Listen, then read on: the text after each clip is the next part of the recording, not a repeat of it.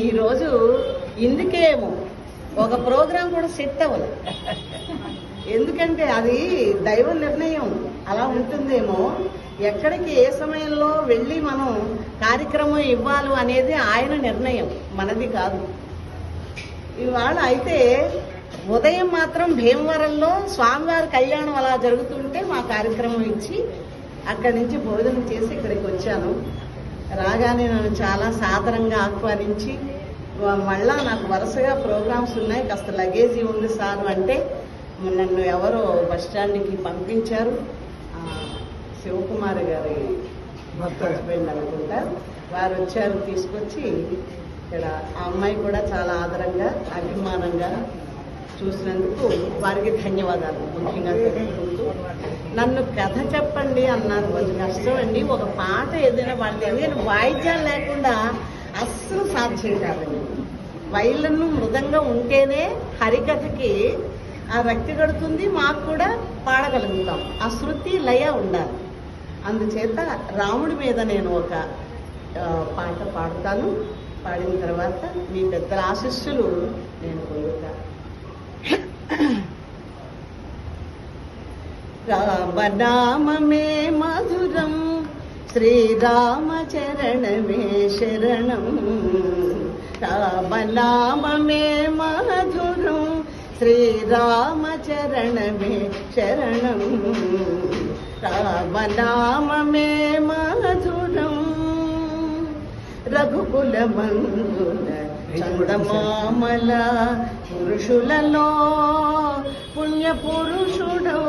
రఘుకుల మందుల చందమామల పురుషులలో పుణ్య పురుషుడు. తండ్రి మాటకై అడవులకే, తండ్రి మాటకై అడవులకే ధనుజుల దునివీన ధర్మమూర్తియను. రామనామమే మధురం, శ్రీరామచరణమే శరణం.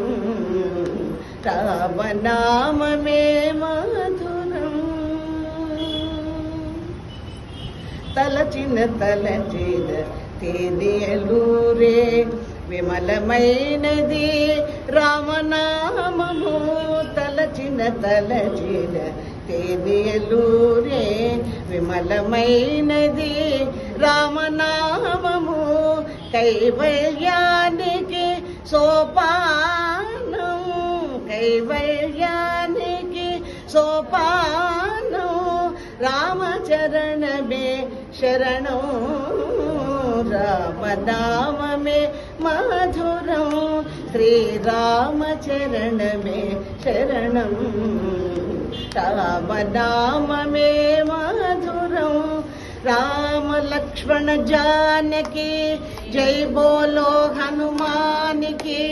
రామ లక్ష్మణ జానకి జై బోలో హనుమానికి.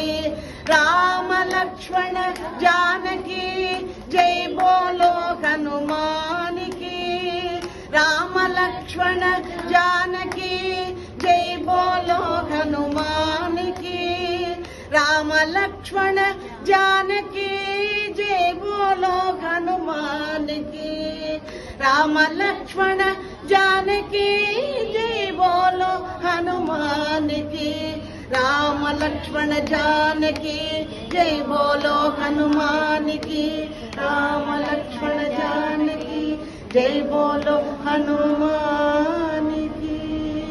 రాజా రామచంద్రమూర్తికి వీర హనుమానునకు జై, సీతామాయకు జై.